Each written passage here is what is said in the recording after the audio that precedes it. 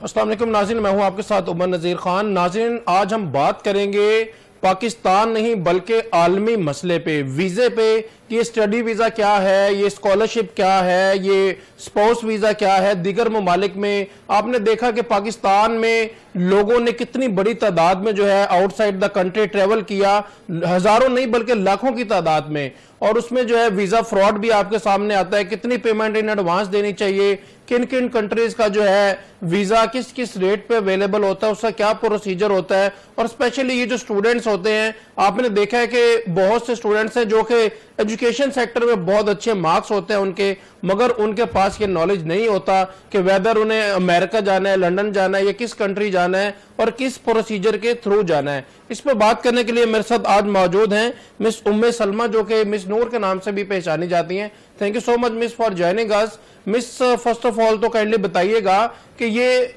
Student visa का क्या procedure है। इसमें जो है आपने देखा कि डिमांडिंग कंट्रीज जो है वो ऑस्ट्रेलिया है, अमेरिका है और लंदन है, क्या आप कहेंगे इसमें?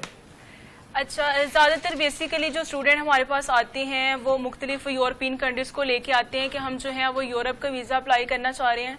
ठीक है, तो यूरोप कंट्रीज़ में सबसे बेस्ट उनके पास ऑप्शन होता है कि वो शेंजन कंट्रीज़ को चूज़ करें, क्योंकि शेंजन में उनके पास 29 to 28 कंट्रीज़ आते हैं जहाँ पे वो एक भी किसी कंट्री का जो है वो वीज़ा अप्लाई कर सकती है। तो उनके पास ऑप्शन में 29 to 28 कंट्रीज़ होते हैं। ठीक है, ये जो आपने ये शेंजन वीज़ा बताया है, इसका क्या प्रोसीजर है? फॉर एग्जांपल अभी मैंने रिसेंटली फॉर एग्जांपल MSc किया या MPhil किया है, तो इसके लिए क्या रिक्वायरमेंट होती है? सबसे पहले आपके मार्क्स चेक किए जाते हैं कि आपके मार्क्स क्या हैं। ठीक है, अगर आपको स्कॉलरशिप पे वीज़ा चाहिए तो सबसे पहले आपके मार्क्स जो हैं वो देखे जाते हैं।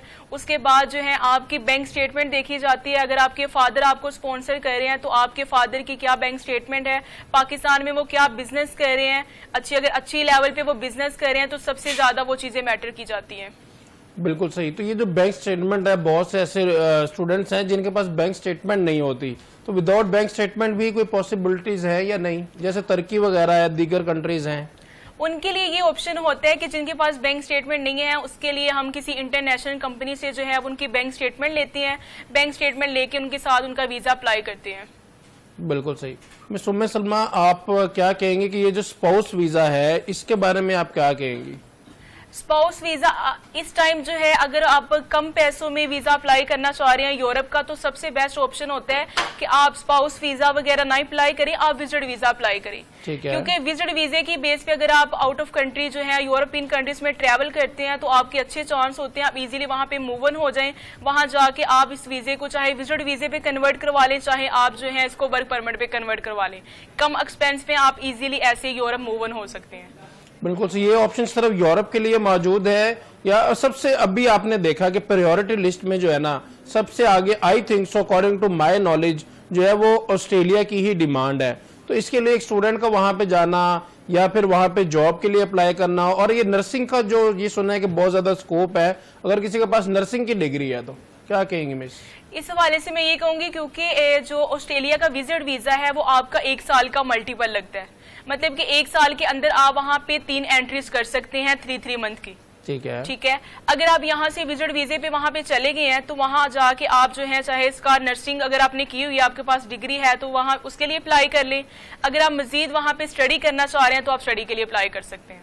तो इसमें किसी भी किस्म की जो है वो रिस्ट्रिक्शंस तो नहीं है कि भी फॉर एग्जांपल आप विजिट के लिए आए हैं तो आप काम नहीं कर सकते, या इसके बारे में आपके पास क्या नॉलेज है? इस हवाले से ये है कि आप वहां जाके जो है वो TRC के लिए अप्लाई कर रहे हैं। आप यहाँ से विजिट वीजे पे गए हैं, वहां जाके आप TRC के लिए अप्लाई करें। TRC टेम्परेरी रेजिडेंशियल वीजा जो आपका जो है इसकी बेस पे आप वहां पे स्टडी के लिए भी अप्लाई कर सकते हैं, वर्क के लिए भी अप्लाई कर सकते हैं। अगर आप वहां जाके TRC अप्लाई करते हैं देन, अगर आप वहां जाके TRC अप्लाई नहीं करते तो जो आपका टूर प्लान है उसी के अकॉर्डिंग आपको वापस आना पड़ेगा। बिल्कुल सही। मिस, एक कम तालीम याफ्ता शख्स जो है फॉर एग्जांपल मैट्रिक पास या अंडर मैट्रिक आप कह लें, तो वो उसके लिए क्या प्रोसीजर है कनाडा के लिए विजिट वीजा के लिए? कनाडा के विजिट वीजे के हवाले से बात करें तो कनाडा का विजिट वीजा लगता है जितना आपका पासपोर्ट वैलिड है उतना। मतलब अगर आपका पासपोर्ट 5 साल का होगा तो कनाडा आपको 5 साल का वीजा देता है। अगर आपका पासपोर्ट 10 साल का है तो कनाडा आपको 10 साल का मल्टीपल वीजा देता है। बिल्कुल सही। मिस नूर, आपके क्या रेशो चाह रही है? वीज़ा कितने % आपका सक्सेसफुल चाह रहा है, कितने % लोग जो है सक्सेसफुली मूव कर रहे हैं? मेरे पास जो लोग आते हैं, सबसे पहले मैं उनकी प्रोफाइल चेक करती हूँ कि उनकी प्रोफाइल क्या है। उनकी प्रोफाइल के अकॉर्डिंग उनको कंट्री सजेस्ट करती हूँ ताकि 90 to 95% चांस उनका वीज़ा इजीली लग जाए। अब ऐसे भी मेरे पास क्लाइंट्स आते हैं जिनकी कोई प्रोफाइल नहीं होती, उनके पास कहते हैं हमारे पास आईडी कार्ड है, पासपोर्ट है, बस हमारे पास और कुछ भी नहीं है, कोई बैंक स्टेटमेंट नहीं है, पाकिस्तान में हम कोई अच्छा बिजनेस नहीं कर रहे, तो हमें जो है वो यूरोप का वीज़ा चाहिए। तो उसके लिए ये होता है कि किसी इंटरनेशनल कंपनी की बैंक स्टेटमेंट उनको जो है वो दी जाती है ताकि उसके बेस पे जब उनका वीज़ा अप्लाई किया जाए तो 90 to 95% चांस उनका वीज़ा इजीली लग जाए। बिल्कुल सही। तो ये इसमें वीज़ा जो है वो रिजेक्ट बहुत ज़्यादा होता है, इसके बारे में आप क्या कहेंगी? क्या ये लोग पर्सनली अप्लाई करना चाहिए या फिर कंसल्टेंसी के थ्रू ही अप्लाई करना चाहिए? पर्सनली अप्लाई करने में और आपके थ्रू अप्लाई करने में क्या डिफरेंस है? पर्सनली अप्लाई अगर वो कर रहे हैं, अगर वो खुद अपनी सारी चीजें जो है वो रेडी कर रहे हैं, तो वो उनको शायद इतना एक्सपीरियंस नहीं होगा क्योंकि उन्होंने जस्ट अपनी फाइल रेडी करनी है। अगर वो किसी अच्छे कंसल्टेंट से कांटेक्ट करके उनसे अप्लाई करवाते हैं तो एक जो कंसल्टेंट है उसने डेली बेसिस पे फाइलें जो है वो रेडी करनी होती हैं, तो उसके बेस पे जो है वो उसके 90 to 95% चांस होते हैं कि उसका वीजा इजीली लग जाता है, क्योंकि कंसल्टेंट जो है वो उसको एक अच्छा इनविटेशन जो है वहां से अरेंज करवा के देता है, उसका टूर ट्रैवल प्लान जो है वो अथेंटिक करता है, जिसके बेस पे उसका जो है वो वीजा इजीली लग सकता है। बिल्कुल सही, बिल्कुल सही। मिस वर्ल्ड वाइड अगर हम देखें तो सबसे आसान वीजा किस कंट्री का है आजकल? अगर हम जो है वो वर्ल्ड वाइड देखें तो सबसे आसान वीजा जो है वो कनाडा इस टाइम आपको दे रहा है, ठीक है, क्योंकि आपका पासपोर्ट वैलिडिटी तक आपको वो वीजा दे रहा है। उसके बाद ऑस्ट्रेलिया दे रहा है जो आपको 1 साल का मल्टीपल वीजा दे रहा है ताकि आपके पास वहां पे ऑप्शन हो, आप वहां पे अपने लिए अपॉर्चुनिटीज देख सकें कि आपने वहां स्टडी करनी है या जो वर्क करना है, ठीक है। उसके बाद आइलैंड है, आइलैंड जो है पहले यूके का पार्ट था, वो यूके से अलग हुआ है, तो वहां पे अपॉर्चुनिटी बहुत ज्यादा है कि आप वहां जाके इजीली अपना अगर वर्क करना चाह रहे हैं तो वर्क कर ले, अगर स्टडी करना चाह रहे हैं तो स्टडी कर ले। इसमें मिस जो है जॉब के लिए अगर कोई बंदा मूव करना चाह रहा है ऑस्ट्रेलिया, तो how much it will cost for him या फॉर हर? अगर वो जॉब के लिए अप्लाई करना चाह रहे हैं तो मैं यही सजेस्ट करूंगी कि आप पहले सबसे यहाँ से विजिट वीजे पे जाएं, क्योंकि आपको पता है पाकिस्तान में जो है क्वालिफिकेशन इतनी खास नहीं होती लोगों की, ठीक है। अगर वो यहाँ से सबसे ज्यादा यही इशू होता है कि वहाँ की इंटरनेशनल कंपनीज जो है वो आपको जॉब ऑफर ही नहीं करती हैं, ठीक है। तो यहाँ से जब वो विजिट वीजे पे जाके वहां पे फिजिकली अपने लिए जॉब की अपॉर्चुनिटीज देखेगा तो फिर ही वो अच्छी जॉब कर सकता है। अगर यहाँ से कहेगा कि मुझे डायरेक्ट वहां पे जॉब के लिए जाना है तो उसके लिए एक अच्छी अपॉर्चुनिटी नहीं मिलेगी।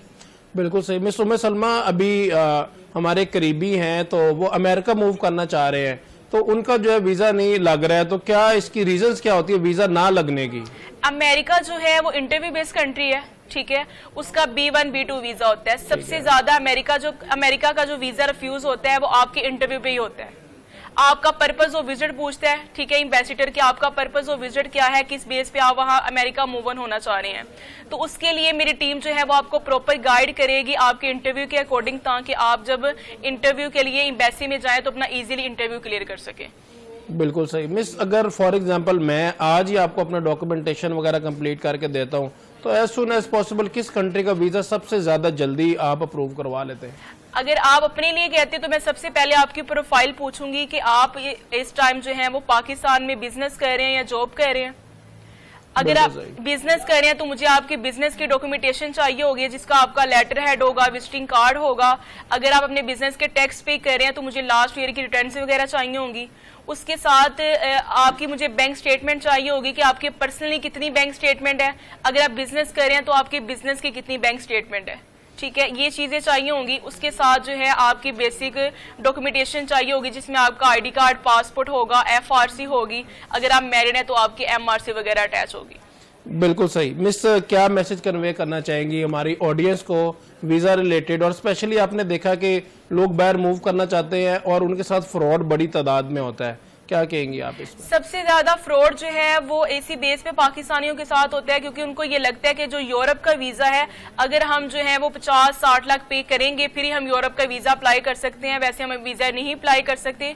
तो ऐसा कुछ भी नहीं होता, क्योंकि यूरोप के वीजे के लिए आपकी अगर प्रोफाइल अच्छी है, आपको एक अच्छा कंसल्टेंट जो है आपकी फाइल रेडी करके दे रहा है, तो उसी की बेस पे आपका वीजा लग जाएगा।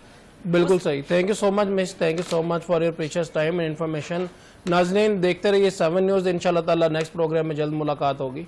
अल्लाह हाफिज़।